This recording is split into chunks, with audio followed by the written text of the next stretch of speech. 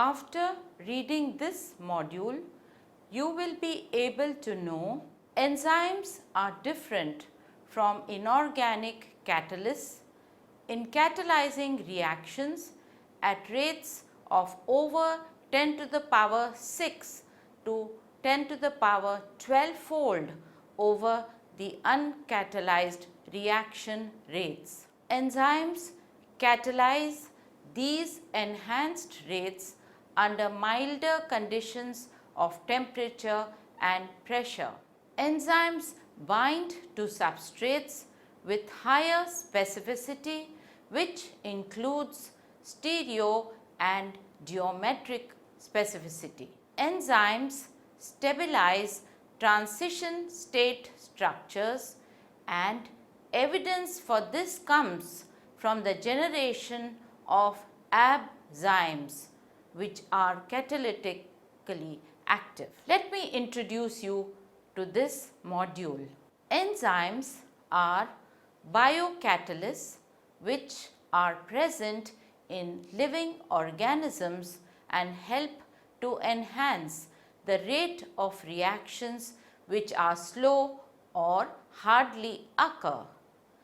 Regular inorganic catalysts catalyze chemical reactions to a meager 10 to the power 4 to 10 to the power 6 times over the uncatalyzed rates, and that too under conditions of over 500 degrees centigrade and several atmospheric pressures. Another important feature of enzymes is that they can be regulated by binding to ligands at sites other than substrate binding sites. This group of enzymes are also known as allosteric enzymes because they bind to ligands at another or allo site and catalyze key steps in metabolic pathways such as glycolysis, biosynthesis of nucleic acid bases, and cholesterol biosynthesis. The mechanisms involved in increasing enzyme catalyzed reactions to such enhanced rates is possible because of the specificity of substrate binding and several reaction mechanisms occurring simultaneously due to the large repertoire of functional groups contributed by the amino acid side chains which are part of the enzyme protein. Allosteric enzymes often are subject to feedback inhibition by reversible inhibitors which are of the non-competitive or mixed type. The reaction mechanisms are detailed in this section. One of the major features of enzymes is their substrate specificity. Let us look at this aspect more carefully. Enzymes bind to their substrates specifically. The binding specificity is of several kinds such as stereospecificity, geometric specificity, and binding to the distorted or transition state of the enzyme. Note that the transition state of the enzyme is also a high energy state as well as is of transient existence. Specific binding to a substrate releases binding energy which helps in reducing the activation energy barrier and therefore allowing a reaction to occur faster. Enzymes bind to their substrates within the three-dimensional spaces called the substrate binding sites, which involve non-covalent forces such as hydrogen bonding, hydrophobic interactions, electrostatic and van der Waals forces. Observe the figure which illustrates the lock and key hypothesis of enzyme substrate binding. Emil Fischer's discovery that glycolytic enzymes can distinguish between stereoisomeric forms of sugars led to the concept that the enzymes possessed a geometric shape like a lock into which the complementary shape of a key could bind. Hence, essentially, three-dimensional shapes within enzymes could accommodate complementary shapes of substrates which were then strengthened by non-covalent interactions, and occasionally covalent bonds could be transiently be formed, which would lead to formation of product. However, it is now thought that such complementarity in shape between enzyme and substrate is not rigid, but on the other hand, enzyme and substrate can be changed in structure to better bind each other, a theory called Induced Fit proposed by Koshland. Observe the figure which indicates this key aspect of enzyme substrate binding. When the enzyme hexokinase, an important enzyme in the glycolytic pathway, binds one of its substrates, glucose, you can clearly observe in that the open molecule after binding glucose undergoes a slight change and the open part gets shut by two domains coming together. Due to the binding of glucose, the open-ended molecule has now closed, resembling the way a mouth opens and closes. This is a key feature of many enzyme catalyzed reactions. Let us look at another aspect of specificity in binding, namely stereospecific binding. Many biomolecules such as sugars and amino acids are chiral, and consequently enzymes can easily distinguish between D and L forms of substrate molecules. The enzyme alcohol dehydrogenase from yeast catalyzes the interconversion of alcohol and acetaldehyde. Ethanol is a prochiral molecule and the two hydrogen atoms can be distinguished by the enzyme as indicated in the elegant experiment. Observe the figure and note that alcohol has a prochiral carbon 2. One of the hydrogens is distinguished as Pro-S and the other hydrogen is Pro-R. The enzyme is able to distinguish between the Pro-S hydrogen and the Pro-R hydrogen because it binds to this substrate in a three-pronged way. One of the binding is to the CH3 group, the other is to the OH group, and the third is either to the Pro-S hydrogen or the Pro-R hydrogen. In other words, because the enzyme binds to alcohol in a three-pronged way, it is clearly able to distinguish carbon 2 as having two variant hydrogen atoms, one being Pro-S and one being Pro-R. Therefore, the enzyme can distinguish the two prochiral hydrogens by binding in a three-contact group jig, leaving only one of the hydrogens free to be removed to NAD+ during oxidation to acetaldehyde and returning the same hydrogen from NADH during reduction to alcohol. Note, alcohol is oxidized to acetaldehyde with the concomitant reduction of the coenzyme NAD+, which is oxidized, to the reduced form, namely NADH and H+.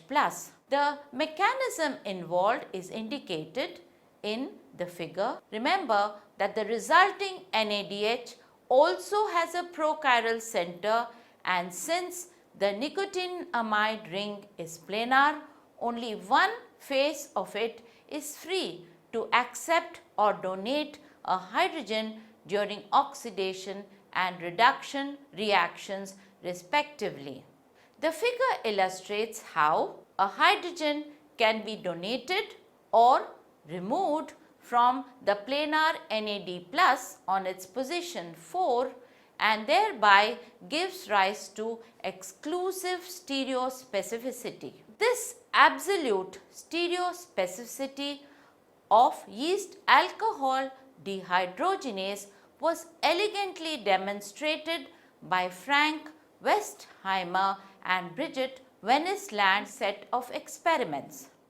In the overall reaction catalyzed by the enzyme, as stated earlier, alcohol is oxidized to acetaldehyde by the enzyme, which has nicotinamide adenine dinucleotide or NAD+ as its coenzyme. The methylene group of alcohol is prochiral, with one of the hydrogens being pro-S and the other being pro-R. Similarly, the NAD+ ring has two sides, the Si side and the Re faces, again distinguishable by the enzyme which binds only to one face. In the set of experiments demonstrated by Westheimer and Wennesland, initially the reaction is carried out using yeast alcohol dehydrogenase and deuterated ethanol.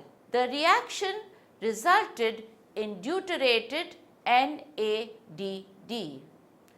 Further, after isolating NADD and reducing normal hydrogen containing acetaldehyde in the reverse reaction, ethanol resulted with one of the methylene hydrogens deuterated.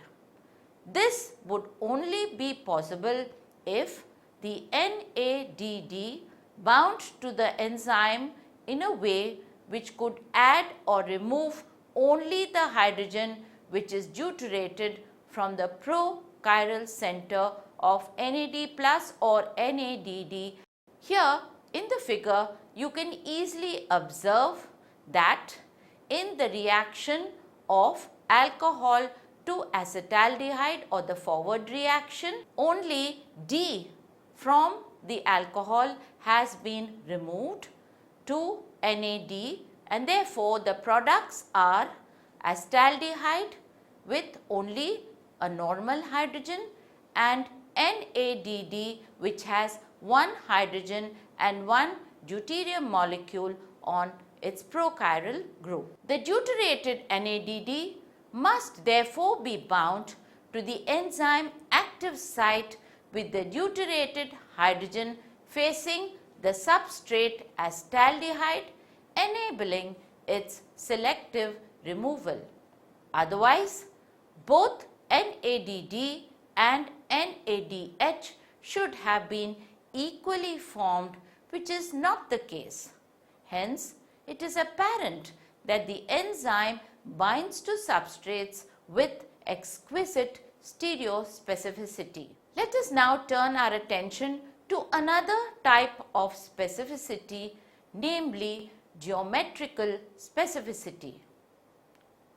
Substrates carry functional groups which to a varying degree of specificity are bound by enzymes. Most enzymes are fairly specific geometrically, although some enzymes are less so. In the oxidation of ethyl alcohol by the enzyme YADH. Note, YADH stands for yeast alcohol dehydrogenase. If ethyl alcohol in this reaction is replaced by methanol or isopropyl alcohol, which differ from ethanol in a methylene group, the catalytic rate reduces tenfold.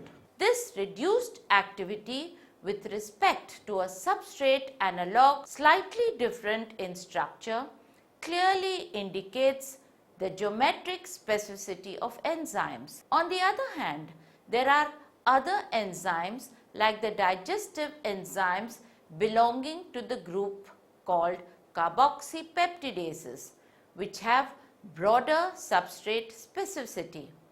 The enzyme carboxypeptidase A hydrolyzes C-terminal peptide bonds except when the C-terminal amino acid is arginine, lysine and proline. The varying specificity of the digestive enzymes chymotrypsin, trypsin and elastase are illustrated in the figure. In the digestive enzyme chymotrypsin, the enzyme hydrolyzes the peptide bond following bulky aromatic residues such as phenylalanine, tryptophan and tyrosine. This is because there is a large bulky substrate binding site to accommodate bulky aromatic residues and the amino acids of the enzyme lining the site are also hydrophobic, thereby allowing hydrophobic interactions between the substrate and the enzyme. In the case of trypsin, the enzyme binds to positively charged amino acids lysine and arginine. This is because negatively charged amino acids such as aspartate are present in the enzyme binding site, which facilitate binding of the substrate due to electrostatic interactions. In the case of elastase, which binds to a broad range of amino acid residues in the protein which is being hydrolyzed, the substrate binding pocket of the enzyme has polar and hydrophobic residues. Hence, depending on the nature of the substrate binding site, enzymes can show exquisite geometric specificity while others show more generic specificity. It should not escape your notice that between these three enzymes, namely chymotrypsin, trypsin and elastase, most proteins can be hydrolyzed in the duodenum where these enzymes are made available. Now let us look at another interesting aspect of the specificity of enzymes binding to their substrates, namely enzymes bind to transition state substrates. There is a large body of evidence to demonstrate that enzymes bind to the transition state of the substrate, which is an in-between high energy intermediate between substrate and product.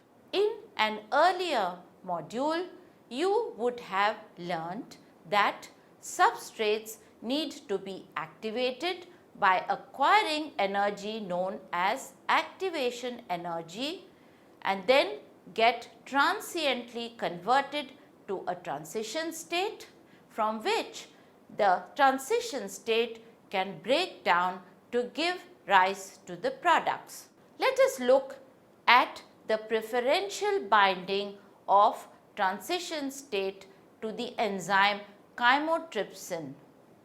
If you observe the active site of the enzyme, there is a site or three-dimensional structure which can accommodate the specificity amino acid residue, namely a hydrophobic large bulky residue such as tryptophan, phenylalanine or tyrosine. When the active site or the substrate binding site is filled with this aromatic residue, you can observe that it is bound in a slightly different or distorted way, wherein the peptide bond adjacent to it is forced to get into a tetrahedral complex, which is stabilized.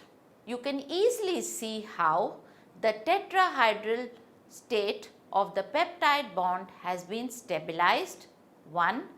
By the attack of the serine oxygen on the carbon, then the formation of a hydrogen bond between the carbonyl oxygen, which becomes single bonded to the NH residue of histidine, and furthermore you can easily see that the aromatic residue rests best at this point inside the active site or the substrate binding site. In a peptide bond of a protein in general, the carbonyl residue is planar.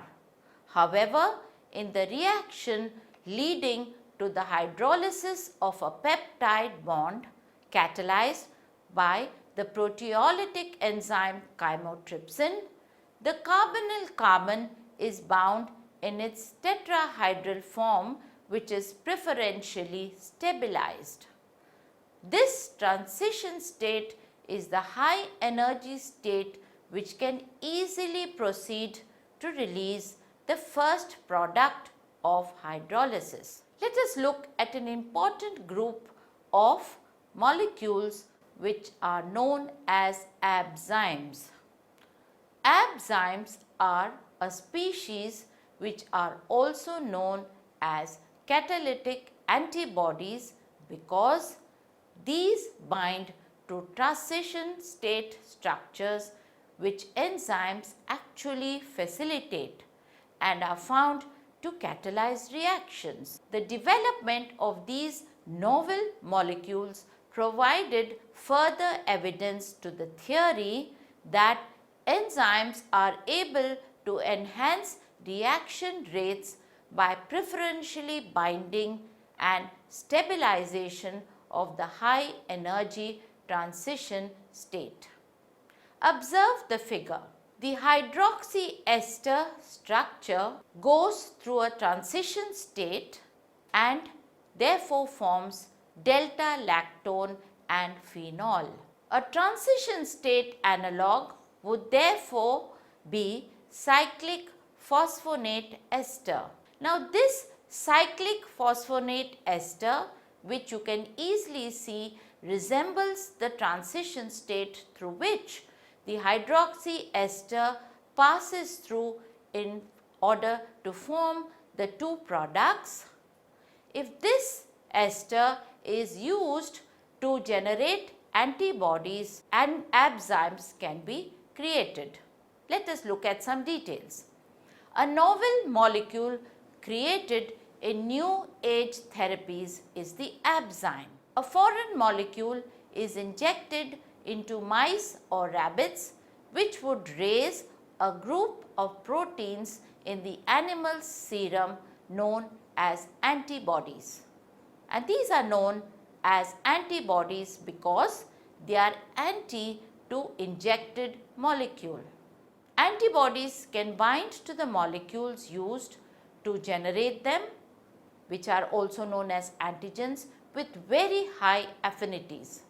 Antigen-antibody reaction affinities are one of the highest affinities known in biological interactions, and these can be in the order of 10 to the power minus 16 molar. If the reaction illustrated in the figure is observed, the hydroxyl ester passes through a transition state in solution, ultimately giving rise to the products delta lactone and phenol.